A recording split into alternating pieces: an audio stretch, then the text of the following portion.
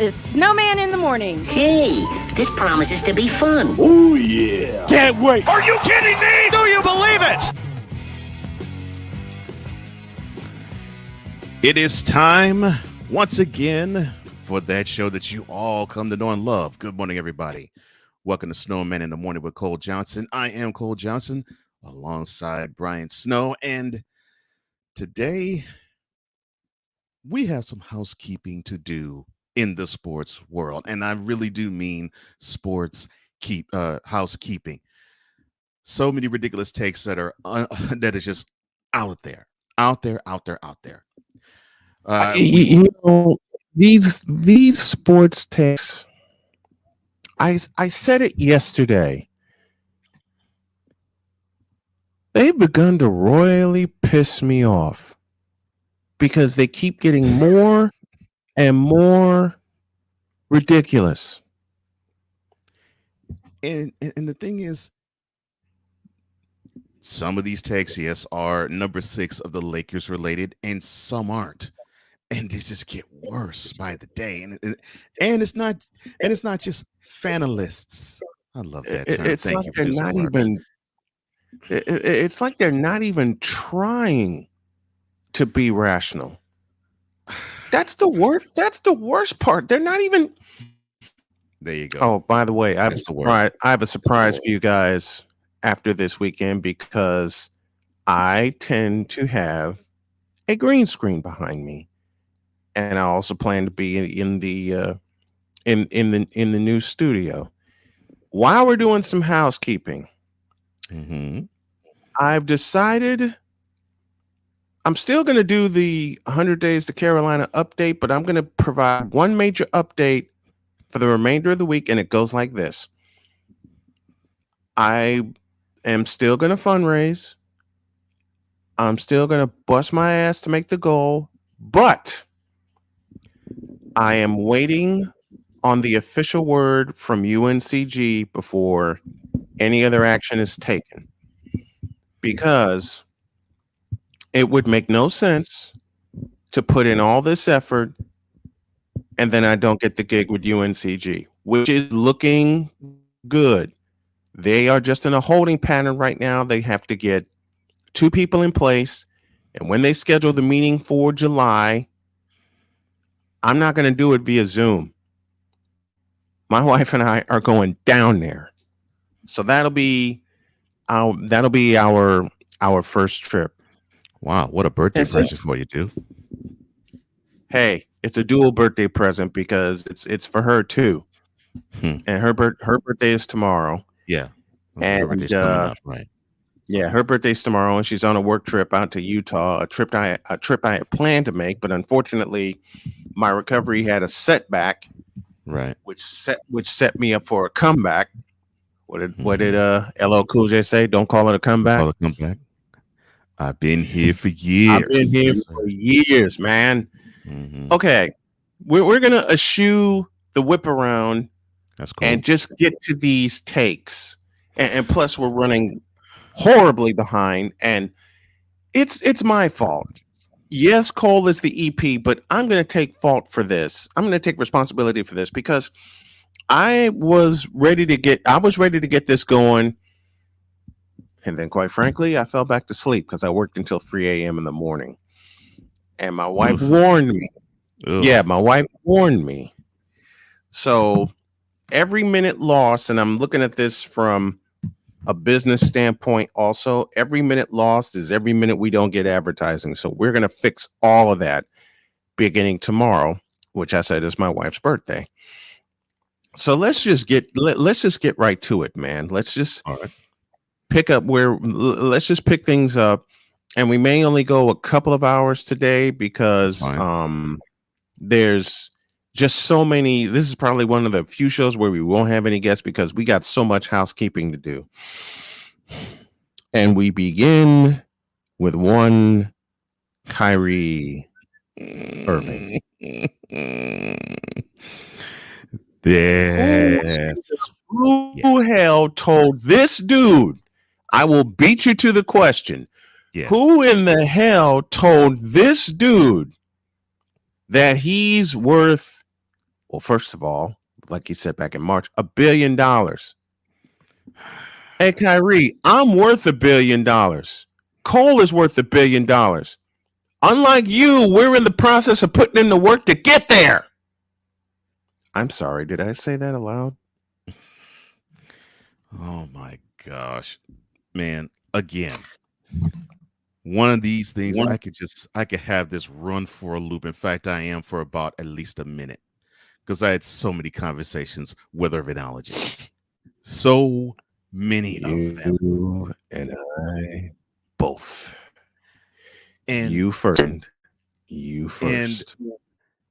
and the illogical means in which these individuals, I'm going to be as polite as I possibly can, come up to these sort of conclusions is ridiculous. I don't get it.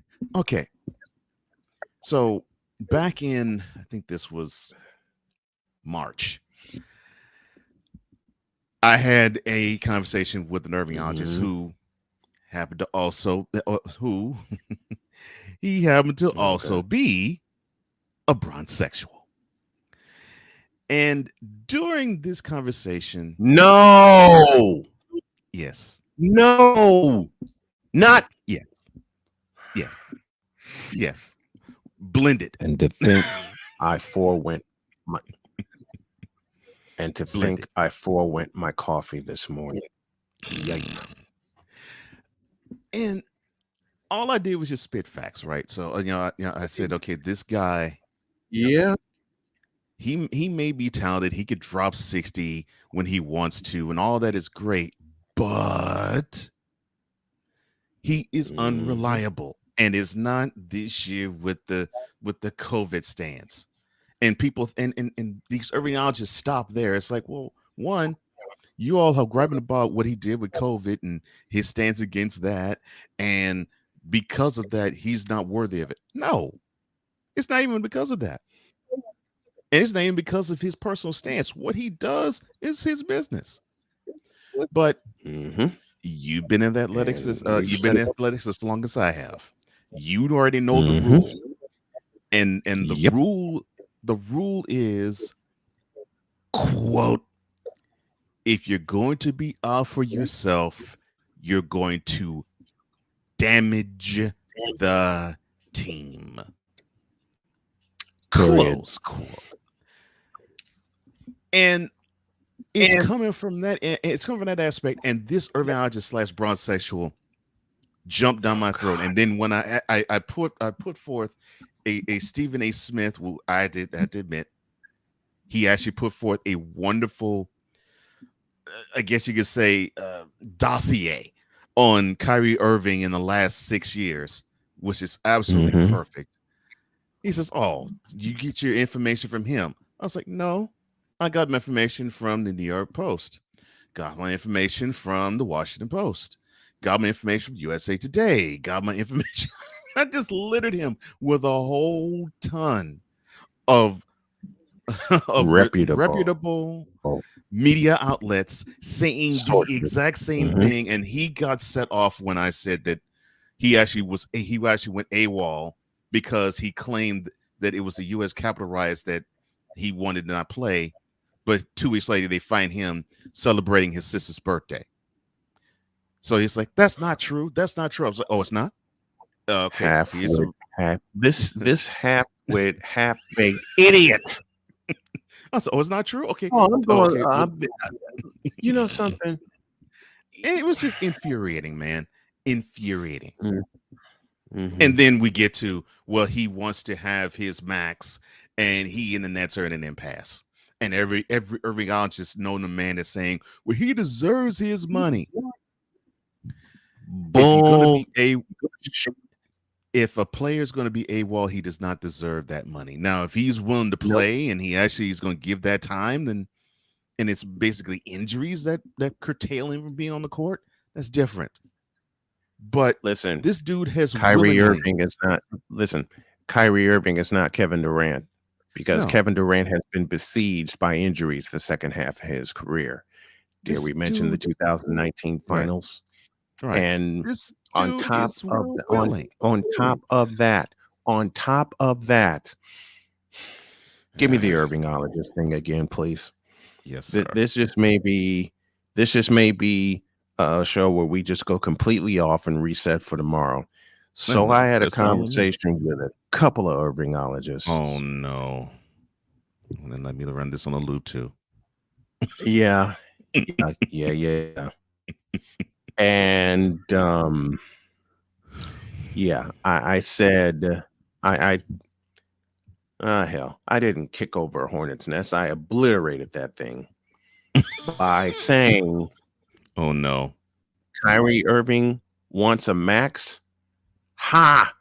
Kyrie Irving wants a max contract.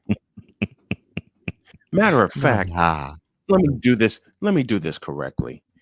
Okay, what I okay. said was, All right. quote, All right. Kyrie Irving wants a max contract. Ha!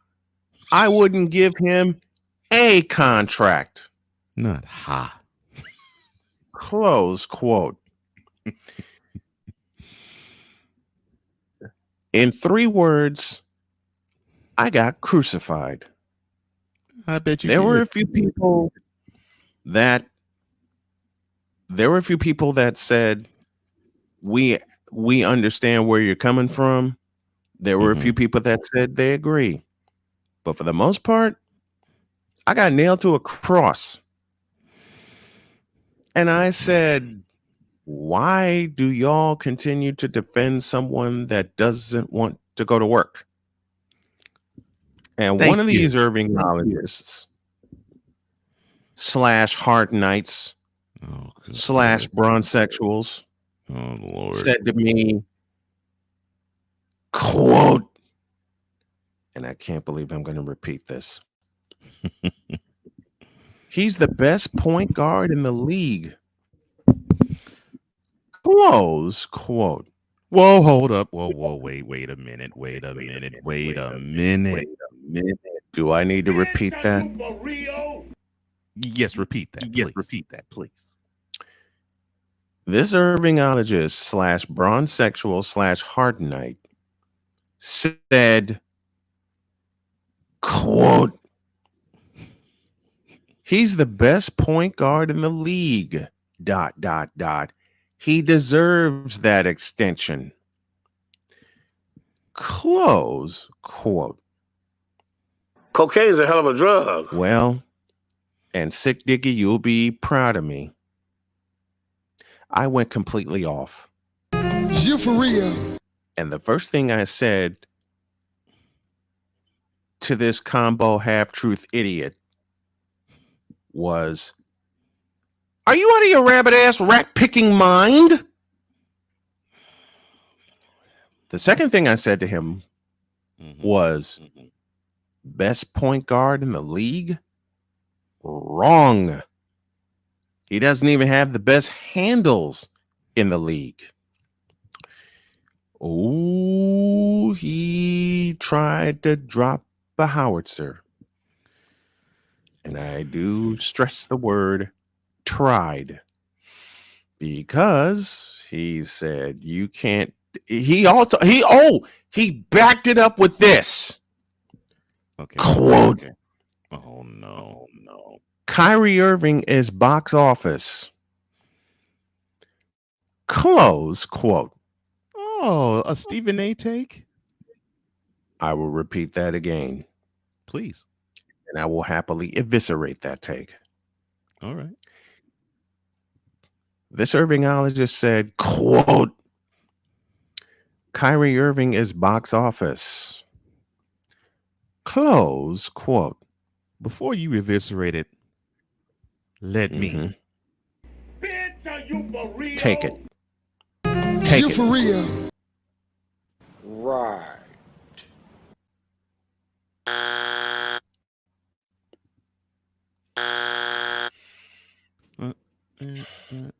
No.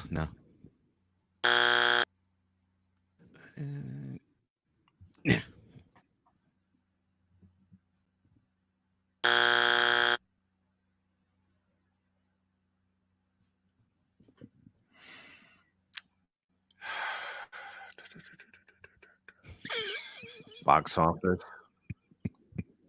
Really? Oh, I'm sorry. One more. Bitch, please. Oh, one more? Okay. There you go. Sorry, I had to add that in there.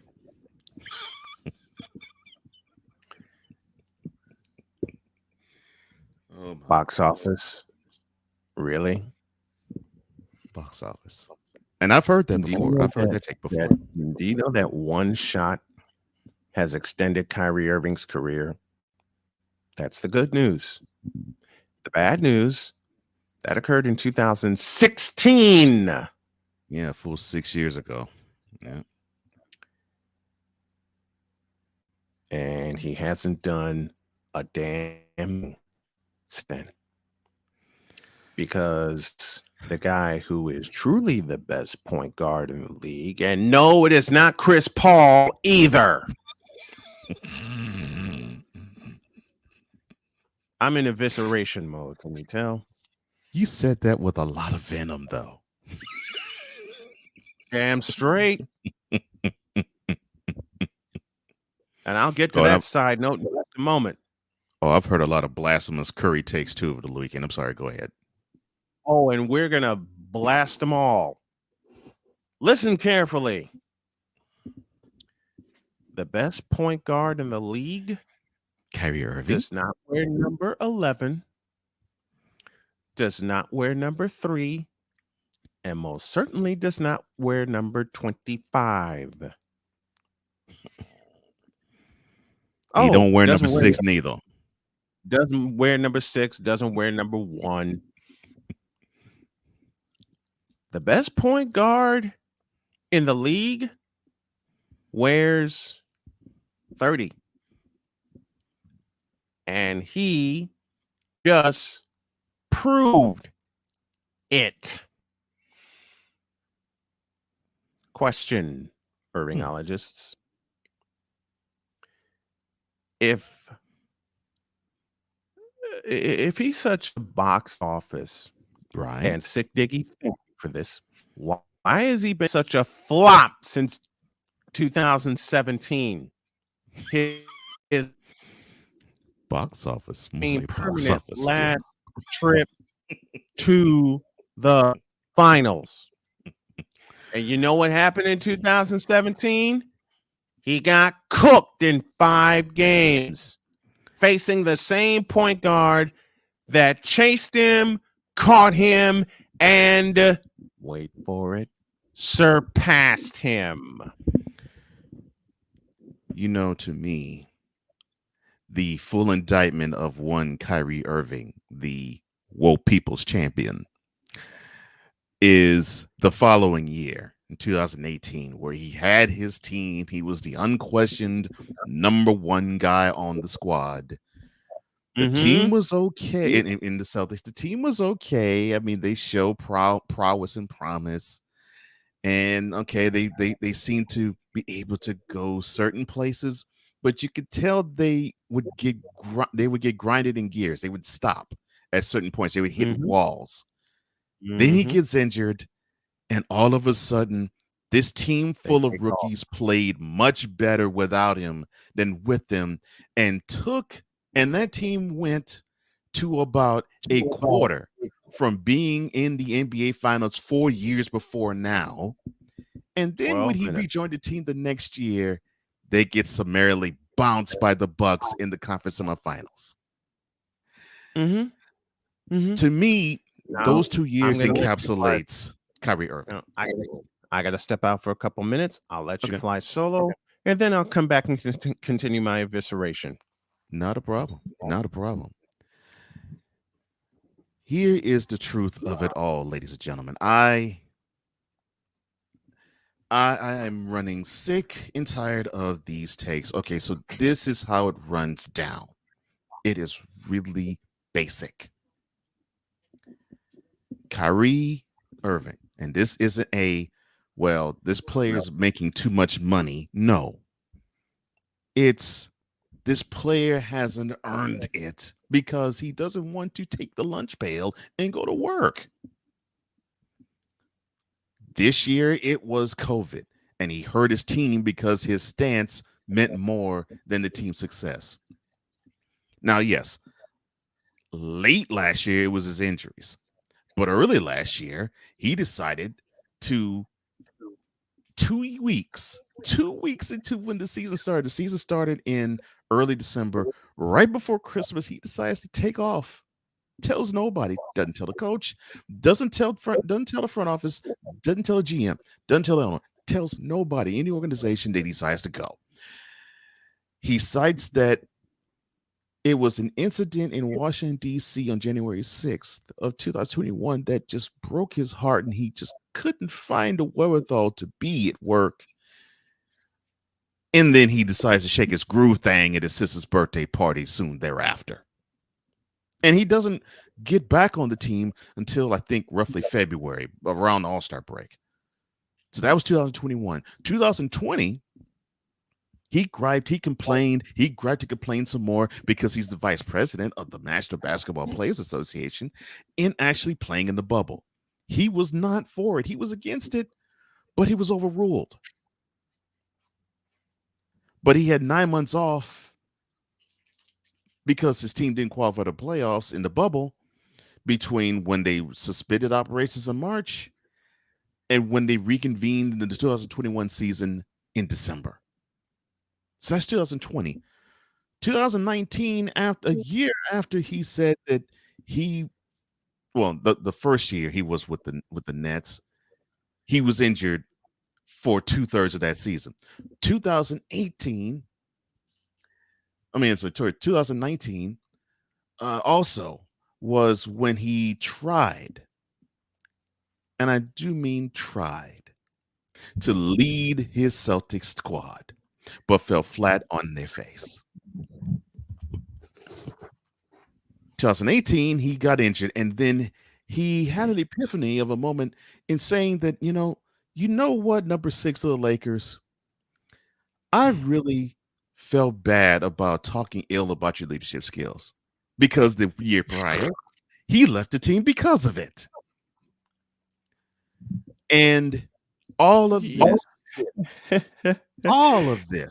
is the reason why Kyrie Irving doesn't deserve the money. It isn't because, well, he isn't deserving of all that dough. No, he just doesn't want to go to work. And a person that doesn't want to go to work does not need to be paid. It is, to It's as simple as paraphrase the Bible. If you don't work, you don't eat. It's that simple. Mm-hmm. It's like if we eschew this entire morning instead of dealing with the difficulties that we had and come on the air, we're following his example, and I refuse to follow an example that my dad didn't set. Period. And mine neither. And he said, when I first got into this, and Dad said, doesn't matter what time you go on, go on. I'll say that again, Irvingologist. My late father said name, by the way, to me many hundred times over, since I got into sports talk and getting into play-by-play, it doesn't matter what time you go on, go on. Make the money that you can, reset for the next day, which is what we're going to do for tomorrow, and go. And go. That's why I borrow from the great Vin Scully. That's why we're coming in on horseback, but doggone it, this is a day. Vin Scully said that on an NBC baseball broadcast. I'll never forget it. NBC baseball broadcast when I think it was the Royals and the Angels, and they were coming in late off of another event on NBC when sports were sports. Oh, did I say that aloud? Yes, I did. Yes, you did. Now, back to my evisceration of Mr. Irving. Listen, Kyrie, you don't deserve a max contract. You don't deserve any other contract. Hell, if it were me, I'd kick you out and lock the door. I'd clean out your locker. I fumigate that sumbitch and tell the next person who wants to inherit that locker, you better come to work on a daily basis, which is why when they ran Kenny Atkinson out of New Jersey, Golden State scooped him up. Kenny Atkinson said, I'll coach the Charlotte Hornets, but then won the world championship and thought, nah, I I'll like it stay in better, the San Bay. Francisco. I'll stay in the Bay. Psych. There's a word I haven't used in a while. It's been years. I've And heard that too. Kyrie thinks he can just talk his way into a max contract, just like Ben Simmons can talk his way into $20 million from Philadelphia. Dear Ben Simmons and Kyrie Irving, it's pretty simple, and our fathers taught us this, and I underline the word, I underline and capitalize the word fathers. Others, If you don't do the work, you you don't don't deserve the money. get To the work you don't deserve the money, you ain't gonna get paid. I mean, it's just this that paid. it is straight up I that will simple. say it again. And I Yeah. will say that during my 20s, I had to learn this the hard way. When When I you ain't the only one. when I was I had to married the learn it in first my time, 20s too. I had to learn it. I had to learn it the hard way. Several hundred times over living in Chicago. If you don't do the work, you don't You don't get paid. No. Period. I mean, to me, it's that simple. And all right, I'll put it this way. Please do. This actually is somewhat of a Negro night take, but I do it with a little twist. That's the word I was looking for. But I'll do it with a twist. He Okay. did say that he believes that Kyrie deserves to have a contract, but only for 1 year at a time. What I believe is not only does he deserve only that, but I really do, and I am wholeheartedly saying this. I want this to go viral. There's so much. I believe in this so much. I want all 30 NBA teams to collude with one another and say the following sentence to the other 29 owners or governors. 6 million, call them governors. Quote, Kyrie Irving, I don't give a crap if he wears 2 or 11, only deserves to have a contract worth whatever amount that you want to set, but the length is 1 year, not a game over. Close quote. And so you mean when the Nets get eliminated from the playoffs next year, the contract's up? That's right. Or when they don't make the playoffs next year, the contract is up? That's right. And speaking of Negro night takes, at the end of 2012, and I've wanted to hit this for a while. The New Jersey Nets moved to Brooklyn. Right. And Stephen A. famously said, "Give it to me." Quote. They're not trying to come here to fit in. They're coming to take over. Close quote. Hey, Stephen A., about that, what have the Nets done since they moved to the borough of Brooklyn? Couple playoff series, first round exits, Barclays second Center round. Barclays Center does have a good atmosphere. No, it doesn't. No, it's a wonderful atmosphere for a visiting team. Okay, I'll give you that. But I would not set foot in the Barclays Center.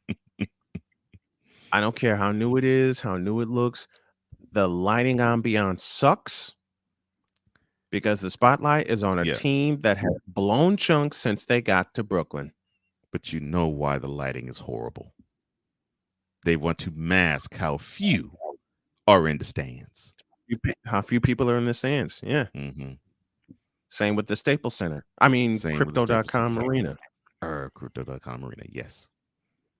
You don't Those see lights that in get dim for that very reason. Yep. You don't see that in San Francisco because you see everybody in the Chase Center, 18,590. yelling their brains out for the world champions. You don't see that in Milwaukee. You don't see that in Boston.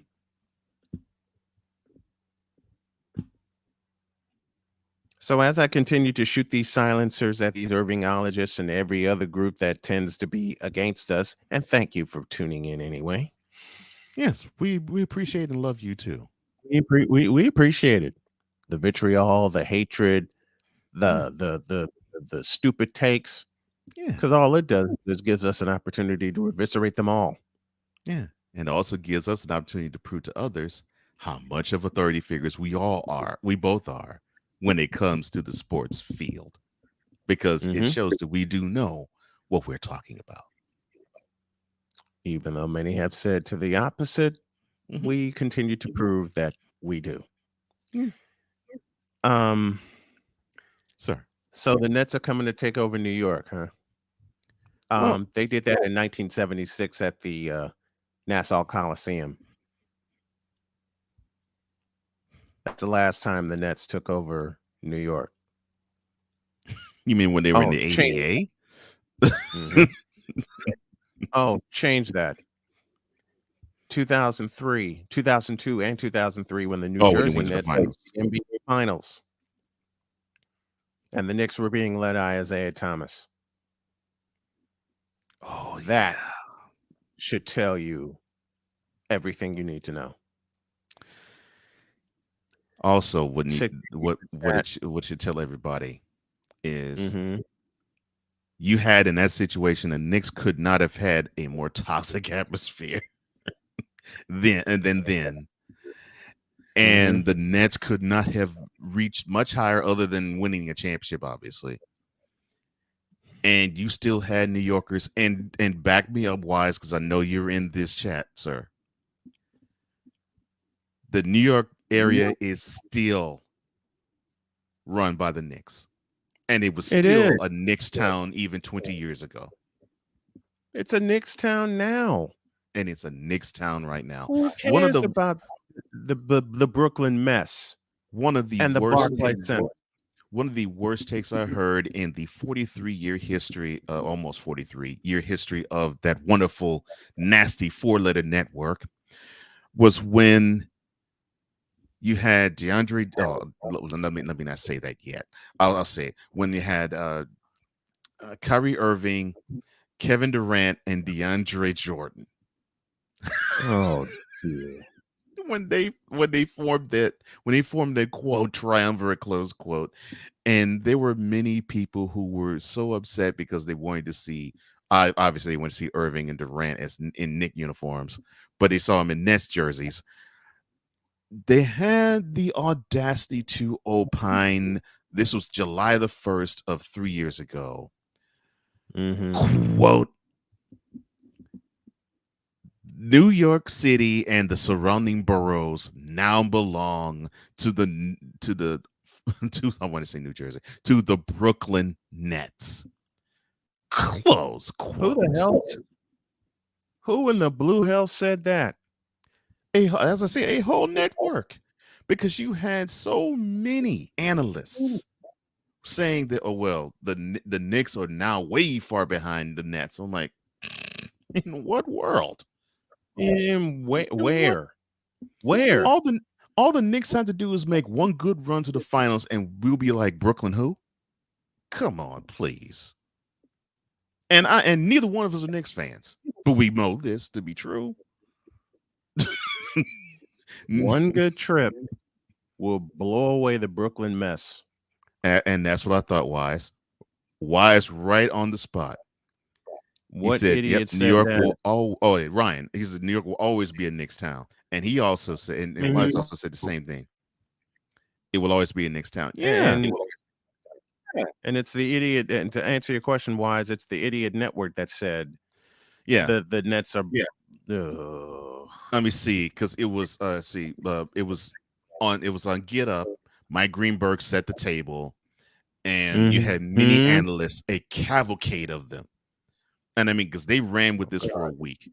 I mean, you can name them. It could be I Kendall know. Perkins. It could be Jalen. That uh, fool. oh That God. idiotic, unapologetic fool who faked his apology after the Warriors blew away the Boston Celtics in Game 6. Oh gosh. I mean, it could be Jalen Rose. It could have been Jay Williams. And I mean, it was a whole and host of them. I still contend that Jalen and Jacoby is on the chopping block. I hate that because that's the best show on the network. I still contend that Jalen and Jacoby are on the chopping block. The only one that I did not, and I even heard Stephen A. in his grief say that too. The only one I did not hear say that was Mike Wilbon. That's the only analyst there. I did not hear them say that. Well, Almost every Mike ESPN Wilbon's analyst from my hometown. Yeah. Mike Wilbon's from my hometown. Mike Wilbon's got sense. Mike Wilbon covered Jeffrey Jordan for 10 years. Mike Wilbon covered the Chicago Bulls in their dynastic run. Mike Wilbon's got sense. Yeah. It's sick. I love this question, man. He says, by the way, how much do season tickets go for the Barclays Center? It must not go for much because every time I look up, I'm seeing either half the stadium is empty or it's full if they care about the opposing team, and you see the opposing team's fans flood the arena. It must be affordable to go to those games. The United Center has had a longer sellout streak than the Barclays Center. And the Bulls were horrible. Yeah, the Bulls were horrible. After Derrick Rose left. Yeah. The Bulls are terrible. I would rather have season tickets to either the Bulls, the Spurs, or the Warriors than the Brooklyn mess. I'll probably make you laugh. I'll say this, and I'll be completely forthright.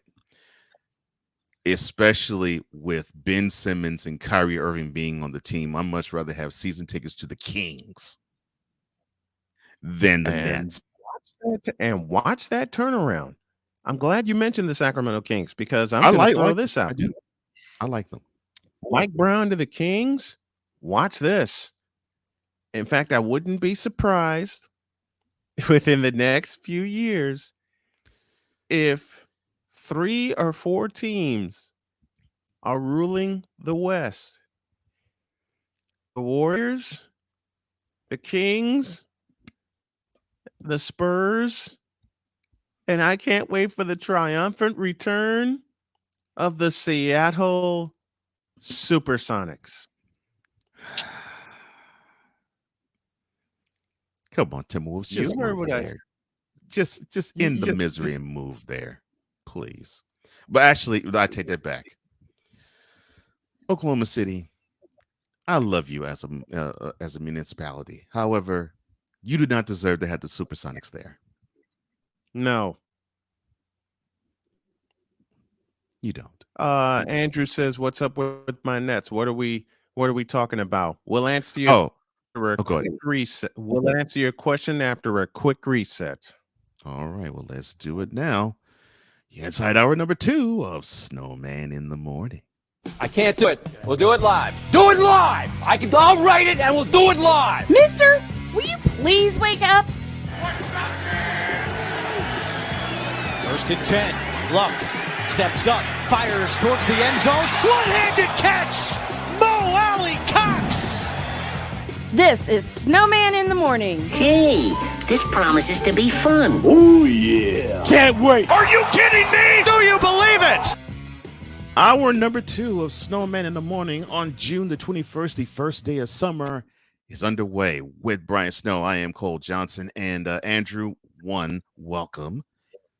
Welcome again, my brother. 2, you asked the question, what's up with my Nets? What are we talking about? Well, we're talking about when ESPN 3 years ago, almost to the day, decided to proclaim the Nets New York's team. And they erroneously claimed it, and it is erroneously claimed. By the way, little this day in history. It was on this day in the year 1988 where the legend that is James Worthy the ending of one of the scored best finals I've ever seen. 30 points, 10 rebounds, 12 assists, became the first player to win a game 7 in the finals with a triple-double. That was, of course, against the Detroit Pistons in one of the greatest final series I laid my eyes on.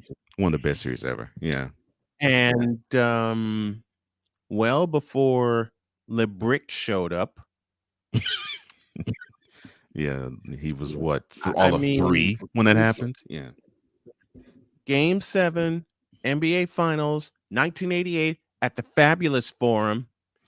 Oh, I miss James that. Worthy did that. Now, what's up with your Nets, Andrew? I love you, brother, but they need to take their asses back to East Rutherford. Oh, well, Six says the exact same thing. He says the Nets need to move back home. They're from New Jersey. They had no business being in Brooklyn. Yeah. Their identity began in New York with a different league, the ABA. When they were absorbed by the NBA, they moved to New Jersey. They need to take their asses back to New Jersey because as far as the NBA goes, that identity is in New Jersey. Now, look, you had a perfect setup. Perfect setup. Run a the state. Nets and the Devils. The Nets and the Devils played in a fabulous arena called the Prudential Center. Right. And the Nets only stayed there 2 years because they were so hell-bent on getting to Brooklyn. This is when Jay-Z had a stake in the Nets, but he saw the handwriting on the wall that they were going to blow chunks. And he got out of there. And not just the product on the court. And the moment I heard that Jay-Z was part owner of the New Jersey Nets, I was like, oh, they're going to move this team to Brooklyn. I mean, immediately when I saw it. And you saw it when the logos were being leaked. A little history lesson from Wise. They started in Long Island. They sure did. Which they did. Yep. And they were called the New York Nets, if I'm not mistaken. They were called the New York Nets.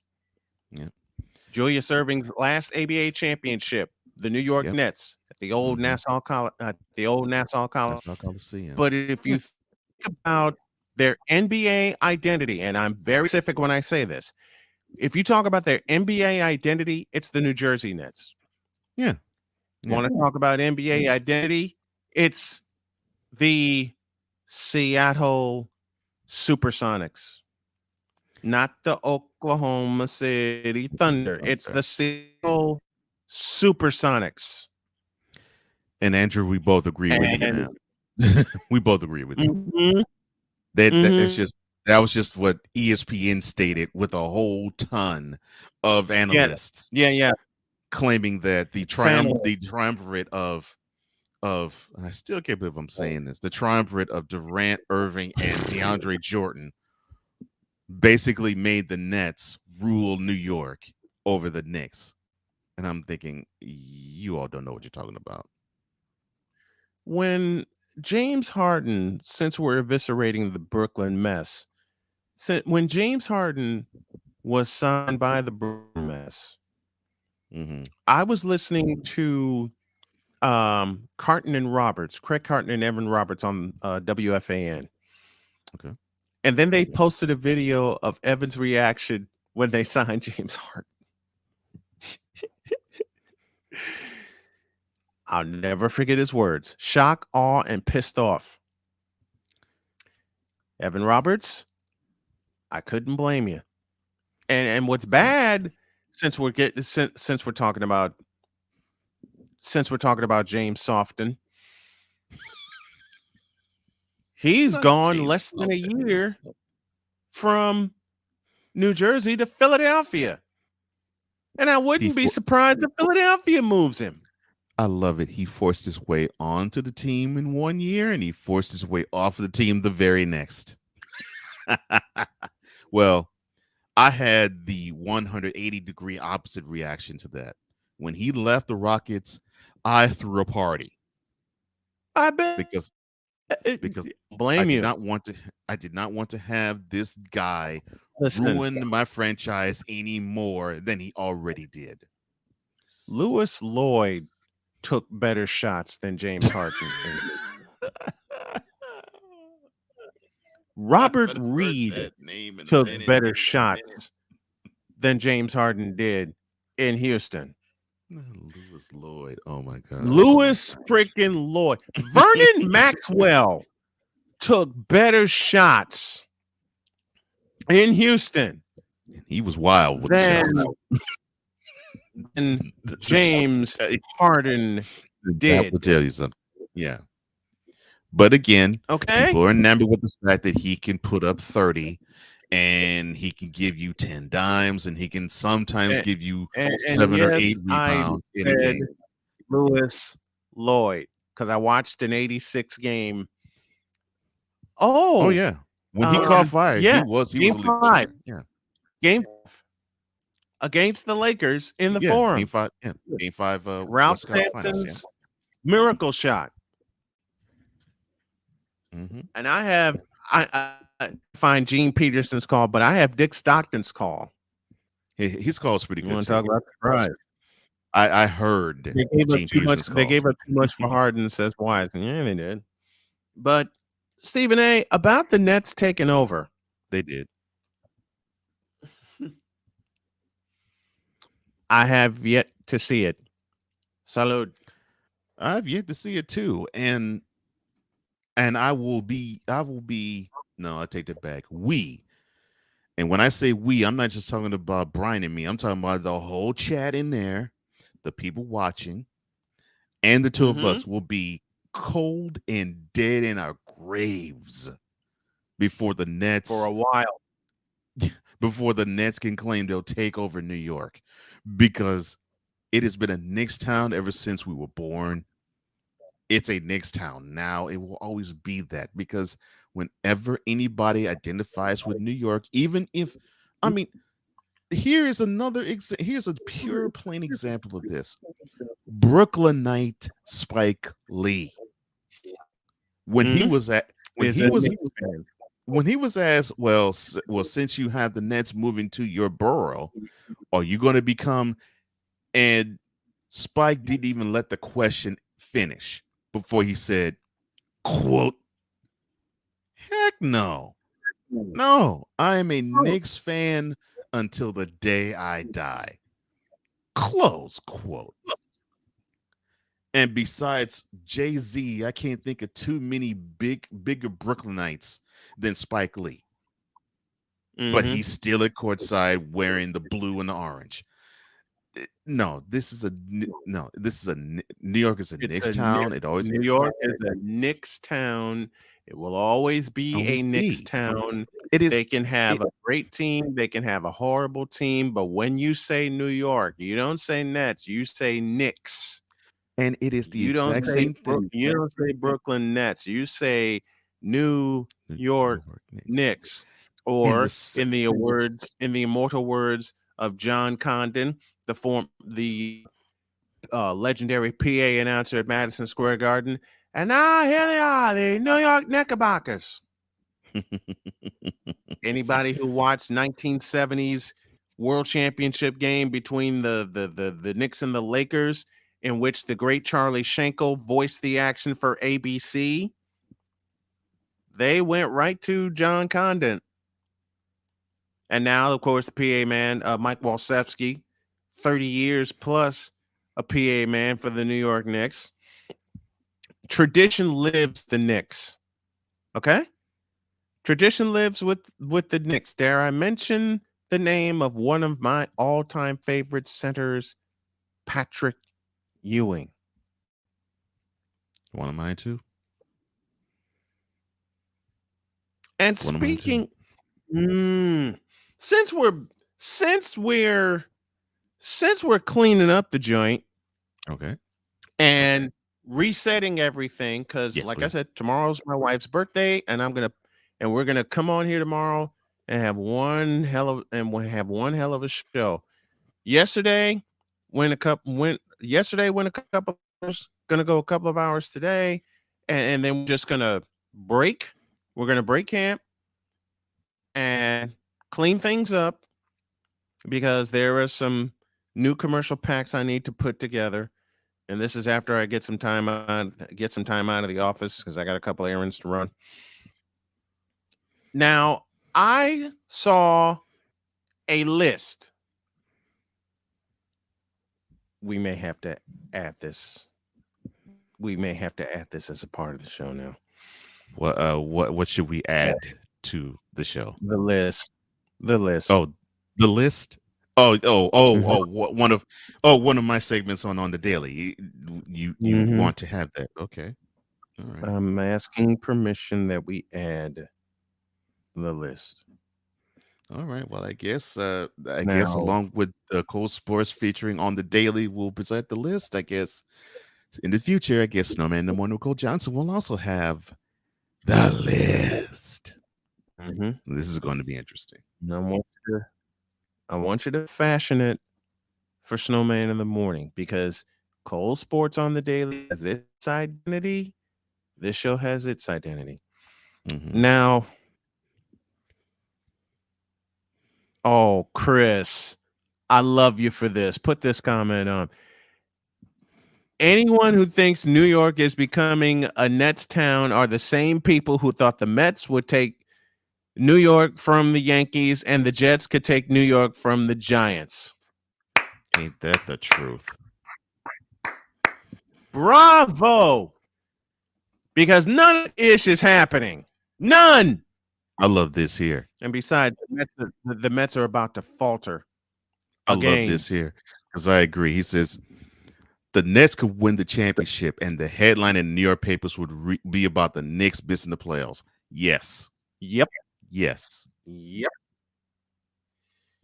Yes. And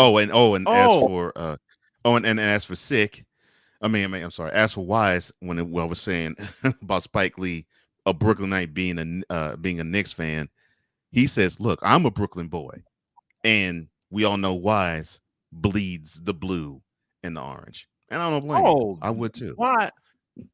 Wise bleeds Knicks, okay? I mean, hell, if we could put a microphone in front of Wise at the PA station, at the PA table, he'd jump all over it." But yeah, you're right, Deets. No, I'm gonna hold this until tomorrow. Okay. But the list featured that damn networks.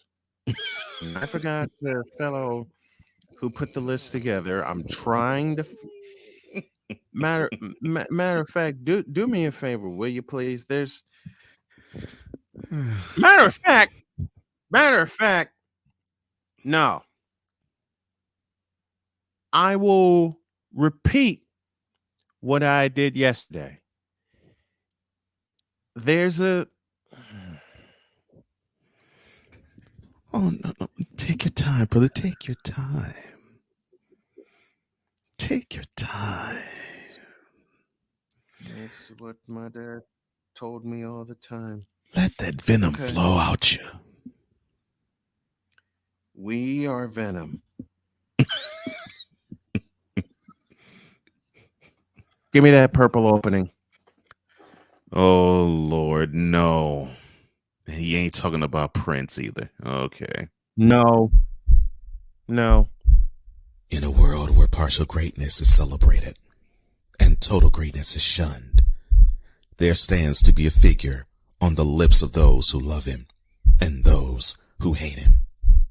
The inane comparisons to Michael Jordan and Kobe Bryant continue and has existed since 2003. Kobe Bryant, there is no end in sight.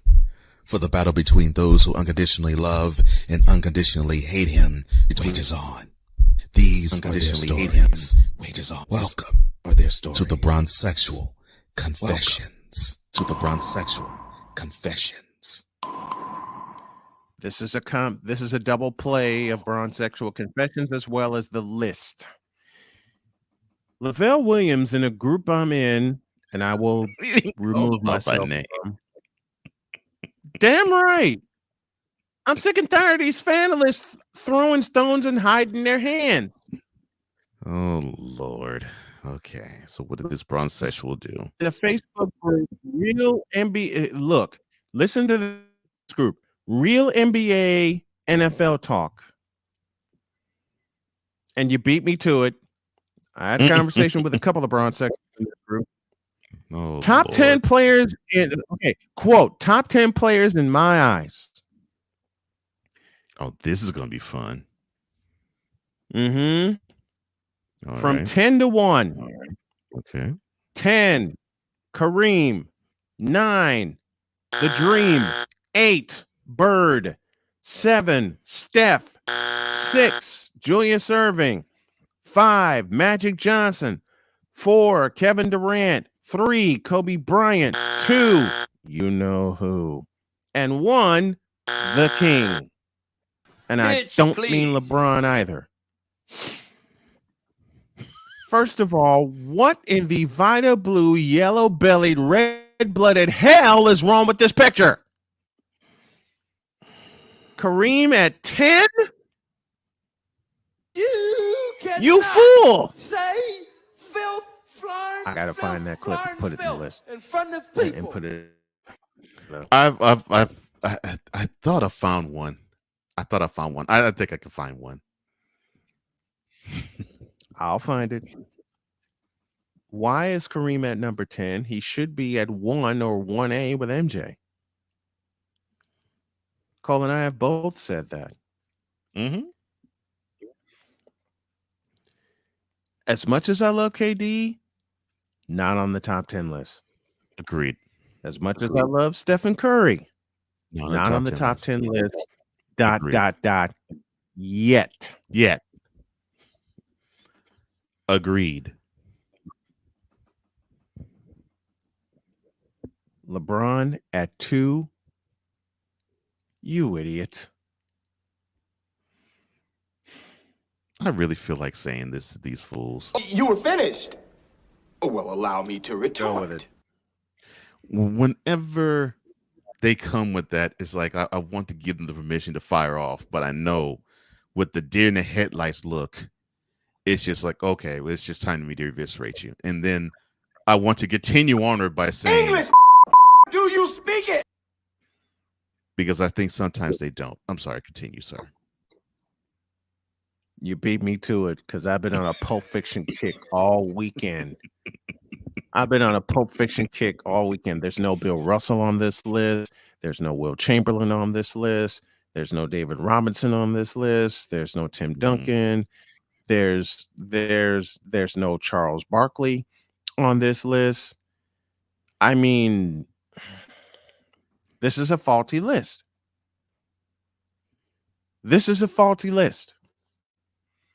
Now, I'm in the process of kicking over a hornet's nest. I love your intro for this. That right, list that hornet. Is just bad. No, I didn't. Beautifully stated. I didn't. Okay, I will be.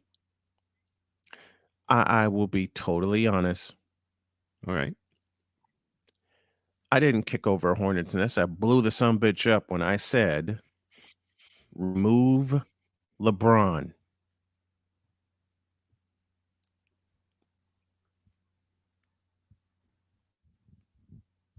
Oh, I'm so sorry. What?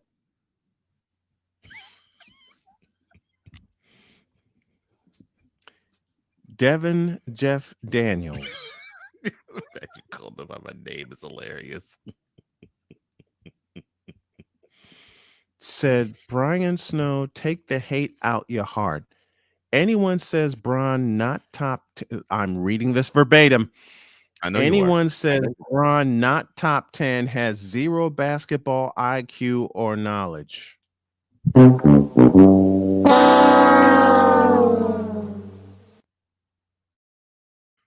Really?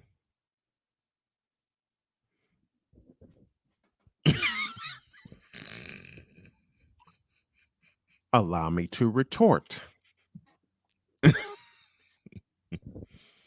I said Braun is not top 10. Hell, he's not even top 100. Oh, No hatred. man. I have just seen. Complete this sentence for me, Cole, and you know it very well.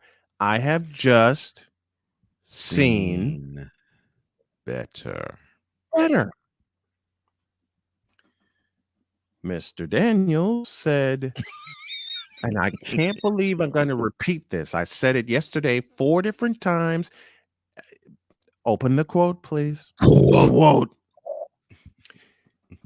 You can't be this brokenhearted over another man. Close quote.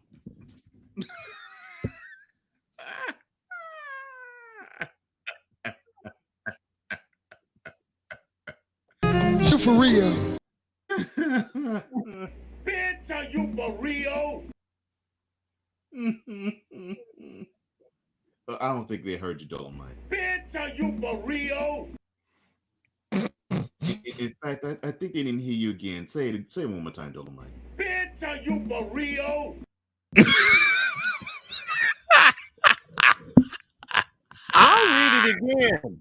Please. Hey, please read it I'll again. read it again. I'll read it again.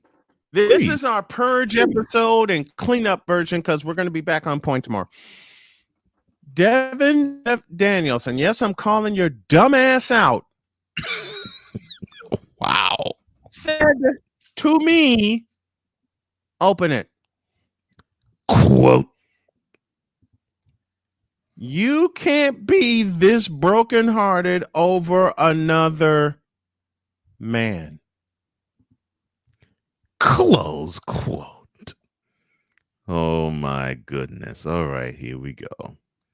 Your voice may be hoarse, Rudy May. Right, but fire it off, homie. Bitch, are you for real? Go. Bitch, Go. are you for real? Bitch, are you for real? Bitch, are you for real? You broken hearted over LeBron? Oh my gosh. I was brokenhearted when I lost my grandfather in August of 1988.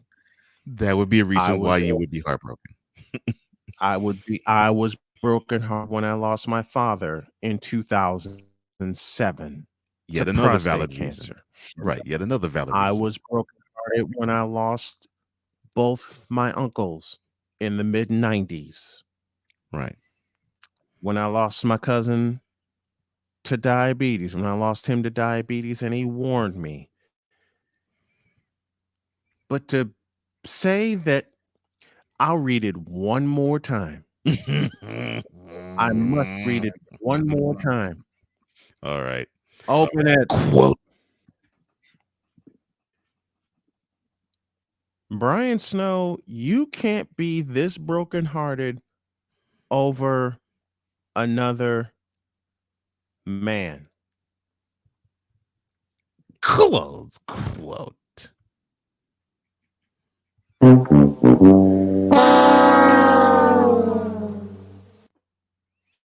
Bitch, please. Right.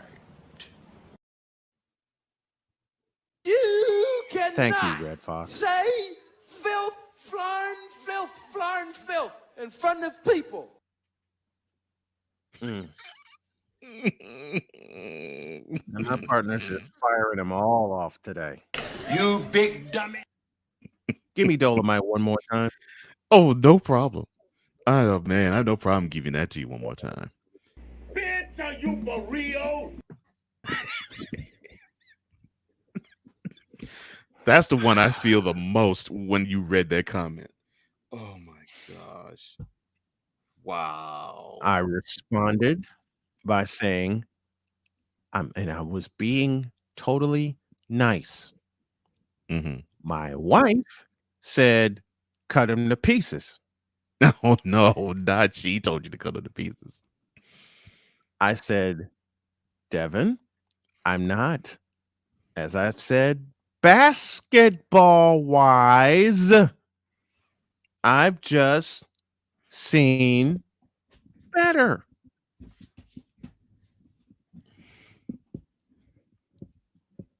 Now, if this ain't the definition of a bronze sexual confession / conversation, I don't know what is.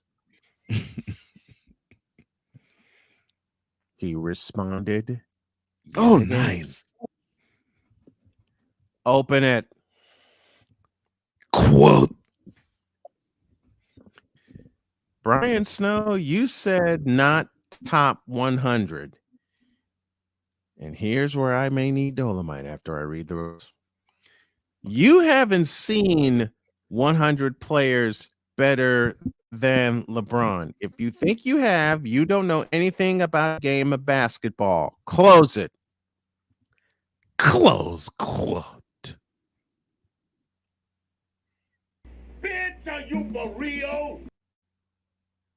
I've seen 100 players in this era alone better than LeBron, you stupid idiot. I've seen more than 100 players in any era that's better than LeBron, you stupid fool. Cocaine's a hell of a drug. So I decided to borrow from my partner. Oh, Lord. Oh, cocaine is a hell of a drug. I decided to borrow from my best friend / my partner. Open it, please. All right. And you said, quote. Devin Jeff Daniels, I've forgotten more about the game of basketball than you ever attempted to study. And I indeed have seen 100 players better than LaFlop James. Close quote.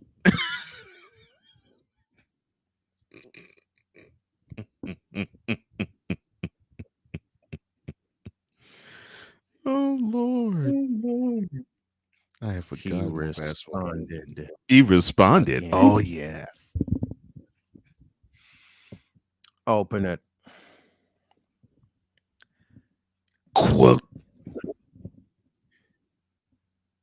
Brian Snow, you must have, because it looks you've forgotten everything you knew. That is verbatim. Close quote. Now, this conversation, if you want to call it such, teaches me two things. One, this guy knows nothing about the game of basketball if he hangs his nuts on LeBron's head. Oh, Lord. Or vice versa. And secondly,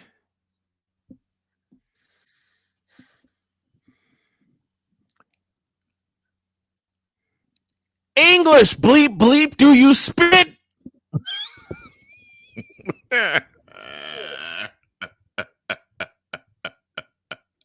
English, do you speak it?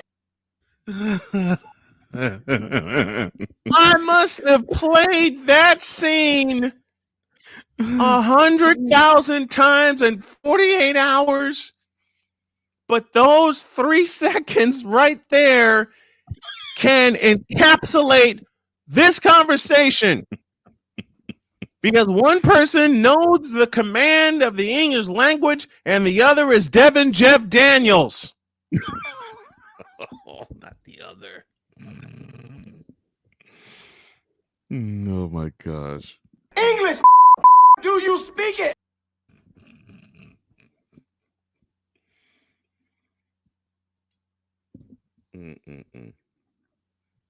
Give me Samuel again. English, English, do you speak it? do you speak it? Give me that again. English, do you speak it? Oh, my gosh. Now,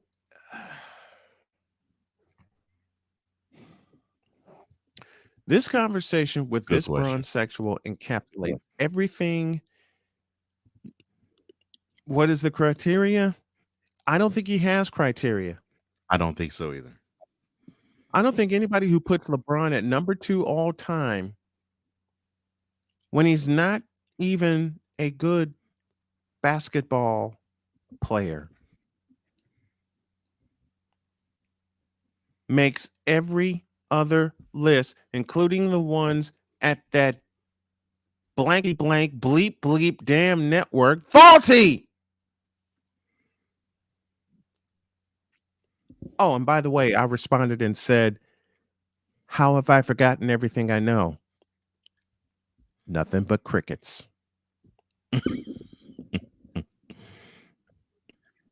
Idiot. So Lord. now these bronzexuals got very PO'd at me No, they when I did. said remove from the list. And the consensus question was, how can you say LeBron's not number 2 all time? And I had a simple 3-word response. I've seen better. You were nicer. You were nicer because I would have said, quote, LeBron Raymond James is not the second greatest basketball player in NBA history. That's how I can say it. Close quote.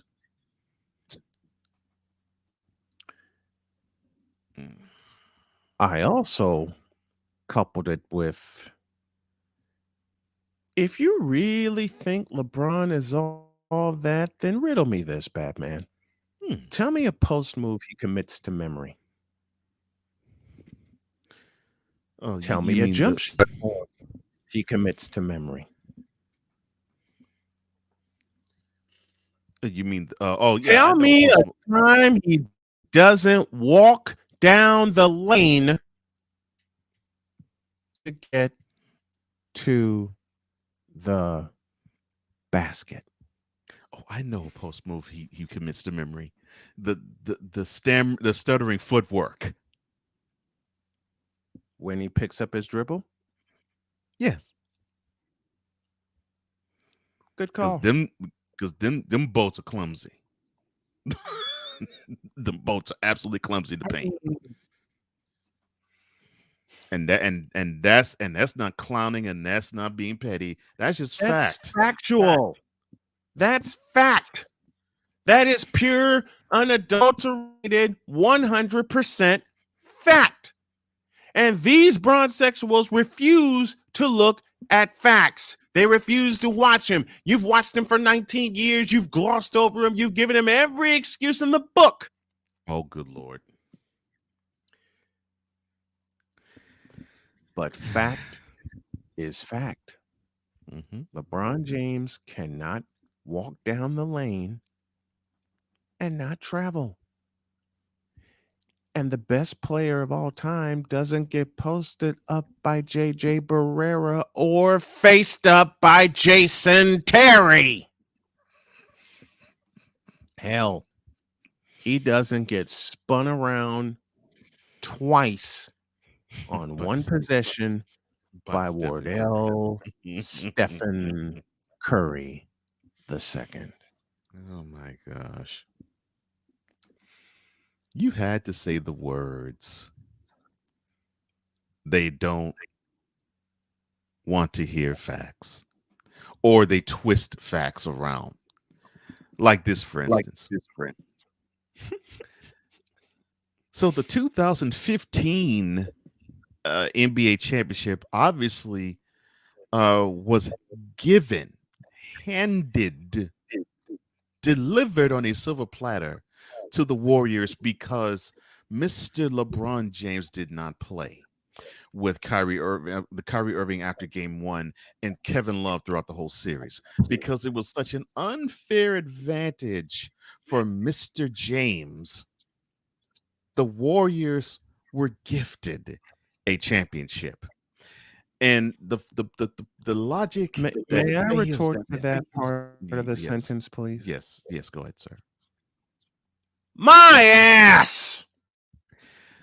The logic that fails this. If that were the case, and I know I'm going to beat you to it, and I'm going to climb in your head. If the Warriors were gifted the 2015 championship, then explain the play of one Andre Iguodala. Continue, sir. It's funny that that they excuse this guy. I mean, these bronze sexuals excuse this guy. Well, he doesn't have the help or didn't have the help, and it's a phony championship. Once again, allow me to retort. My ass. And all I say is this. So, when you look under the year 2015, does it state an NBA champion? Yes. Yes. Well, then they weren't gifted a championship; they earned it. Now, we may have a like we may have Smith, like the old Smith Barney commercials back in the 80s. NBA championship. They make money the old-fashioned way. They earned it. Now, we may not like how the Cavs won it the very next year, but you have to give credit to where it's due. They earned the championship. Now, and this was this was spurred by the growing sentiment of, I know this is a elongated and extended brown sexual confessions because this actually came from brown sexual too, that the Warriors did not beat the Cavs, or I should say, no, I'm sorry, let me scratch that. The Warriors did not beat LeBron unless they had KD to help them out. That's a lie. The Warriors needed Kevin That's Durant. A flat out bold-faced lie. The Warriors needed Kevin Durant to beat the Cavaliers, and I said 2015 basically says otherwise. So whatever argument you want to, whatever argument you want to, sir. They didn't beat LeBron? No. Then what in the bloody do you call 2015 with a sixth man as the most valuable player of the finals, you dumbasses? They call it exactly what we've heard LeBron call it, and that is not necessarily 2015, but his plight. And that is, well, it's difficult to, oh, sorry, let me actually do this correctly. Please. Quote, well, it's difficult for one man to beat an all-star team by himself. I mean, it is unfair. Close quote. That. And that is what has frustrated me about all of these doggone errant takes that I have heard these last few days. I will give Dolomite's voice a break, and I ask everyone to forgive me in advance. Bitch, are you for real? Are you? Oh my gracious! Yes, so you're from bad to worse. The Warriors needed Kevin. I saw this as clear as day. The Warriors. Oh Lord! Actually, this actually came directly from a brown sexual. The verbiage I'm about to. Oh no! Oh no! Exactly. Let's not act like the Warriors didn't need KD because they did. I'm not even a KD fan, but all I keep seeing is people acting like they didn't need him to beat Cleveland. KD is special. Stop lying. And I did not read that the way I wanted to read it. I read it as written. Close quote.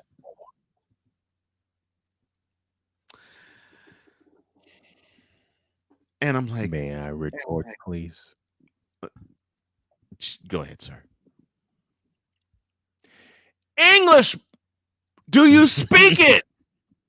I'm like, 2015 eviscerates your argument because they beat LeBron without Durant. Mm-hmm. And you could In say, 16. yeah, and you could say, but they didn't play with Kevin Love, and they didn't You play with play the Kyrie after card. game one. You play with the players that you have.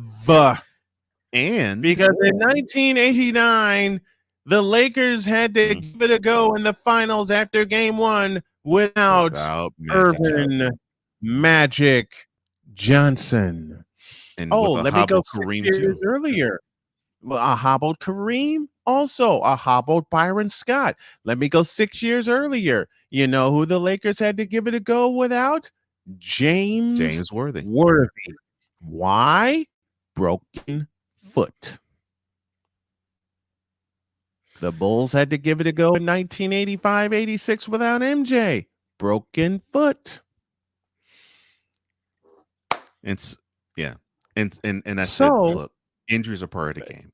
I don't care who it is. Happen So to any and everybody. So I'm assuming that these fools must think, oh, the NBA must just stop all the proceedings and not have the series continue until every party is healthy. No. Okay, so all right, so this team is without this certain player. You know what? Big whoop. 2018, fan of Rockets. I hate the fact that Chris Paul, who then was the catalyst of that series for the Rockets, went out after game 5 with a hamstring pull. Did you ever hear me once after the Warriors won that series say, man, if the Rockets only had Chris Paul, man, they would have beaten the Warriors? And you know why you did a better team, Chris Paul or no Chris Paul? And you know why I did not say that statement? Because the better team won. Because the very next year, 11 months later, the Rockets had that advantage when Kevin Durant got injured in their series. And guess which team won with the injured player? So don't give me this crap about, well, this was gifted because if they had all their guys, the series would be different. No. It went the way it was supposed to go. The better team won. Deal with it. And these dummies don't want to deal with it. And they really that's what really gets me frustrated. And I said, so by your logic, the Warriors, who I know many of you have said, well, they benefited from many teams who have gotten injured. So they should have that same gripe because the Raptors got gifted a championship because they played. Oh, get this. So supposedly from this brandsexual, the 2015 Warriors were gifted the championship because a team that plays without 2 of their 3 biggest stars, it's basically an asterisk championship. I said, so by your logic, the Warriors should have an asterisk by their championship in 2019 because they played without 2 of their 3 biggest players too. And the Raptors got a gift championship. That's what you're saying. Stupid logic. Stupid logic. The Raptors earned that championship by smothering the Warriors with their defense. And I came on this program the day after they won and applauded the Toronto Raptors because 2019 and 2022 were truly a world championship series. Nothing against the Bucks in 2021. That bubble championship by the Fakers in 2020, you could put a big fat ass asterisk by that. It's just the mentality of these idiots. It's it infuriates me. I mean, no, I'm sorry, Shy. I'm getting too old for this. I really feel like saying this almost all the time when I deal with these brandsexuals. Oh my gosh. 6 says, Cole, that's a Robert Harris joke that comes to mind. I'll post it on Facebook when I find it. Man, I can think of so many that would come to mind. I got too many George Carlin jokes in my mind right now. Let's put a cap on this elongated extended bronzexual confession. It goes like this. Yo Kang is not a good basketball player.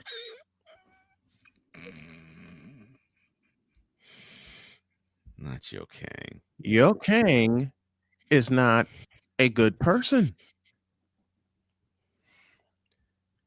Yo Kang destroys franchises. Whew. Yo Kang does not make his teammates better.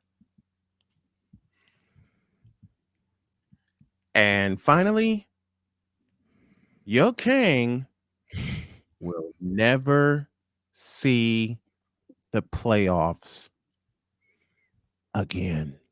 Oh, wait. Bishop Bullwinkle, I got a question to ask you, sir. Will LeBron James ever see the playoffs as a participating member of a team ever again in his career? Hell no. To the no, no, no. Hell to the no. Hell to the no. To the no, no, no. Listen. Oh my goodness. Yes. You truly all are thirsty heifers. In a world where logic and sense flies completely out the window, while purple and yellow glasses are donned, rises a figure who encourages ridiculous, undying loyalty. He changed lives. Good Lord, I'm about to throw up. This has been yet another installment of the Bronzexual Confession. I think And yes, we we have have a one comment Wednesday. of the morning. We do. Oh, we got two of them on With Wednesday. many. Sick Okay. P has the comment of the morning. Conspiracy theories are a means to an end for the intellectually lazy. Also, there is no logic in the rationale of these trolls. Could not have said it better, Sick. 100% agree with you there, my brother. Woo! Have mercy. All right. We're going to clean it up and get on out of here. I will, in terms of the podcast, this entire show, the 90 minutes thereof will be available on Odyssey because we are officially listed on Odyssey. I'm also working on a new set. I'm also working on a green screen, all kinds of stuff to cut and get cleaned up here. Tomorrow, Ty Collins will join me during hour 2, bottom thereof. Chris Dietz, here's your answer. I never got back to you with a time. 10:05 tomorrow, Chris Dietz will join me, and we will clear an entire hour. Because not only does he have to recap the Summer of Greatness, not only does he have a bronzexual confession of his own, we got some unfinished business with Deshaun Watson. And at 11:35, Wes Pruitt will join me to talk all things Memphis Grizzlies. So my Memphis correspondent will join me. As mentioned, Dietz will join me at 10:05. Working on a guest for 11:05. Don't know if that'll happen, but we are back to a full boat tomorrow. Today, we're going to clean up. We're going to tighten up. And tomorrow, as I celebrate my wife's birthday, we're going to have a lot of fun. So if y'all hear me say happy birthday, Jody, several hundred times during the broadcast, it's very special to me, even though she's not here. She's out of town. Because tomorrow, and I can't believe I'm so excited to say this. Tomorrow, for her, we're going to celebrate number 50. Awesome.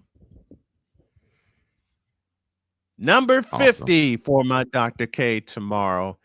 And with all that she's been through in life, baby, you deserve to celebrate number 50 in style. And we're going to do that and then some when she gets back in town. And we got a couple of surprises. And plus, our anniversaries this weekend. So we're going to celebrate twice. Yeah, I was about to say, you have another anniversary coming. Celebration, coming. Yep. On the 25th. So tomorrow is Dr. K's birthday. We're going to celebrate it with a full show. Ty Collins at bottom of hour 2, Wes Pruitt at the bottom of hour 4. Hour 3 will belong to Chris Dietz. Have a great day. God bless. Remember to make your next move your best move. And always remember, if your dreams don't scare you, then they are not big enough. Dream big, do bigger. That's what we're doing. That's what the chat's doing. And that is what everyone involved is doing. Happy early birthday, Dr. K. I love you. We're out of here. See you tomorrow.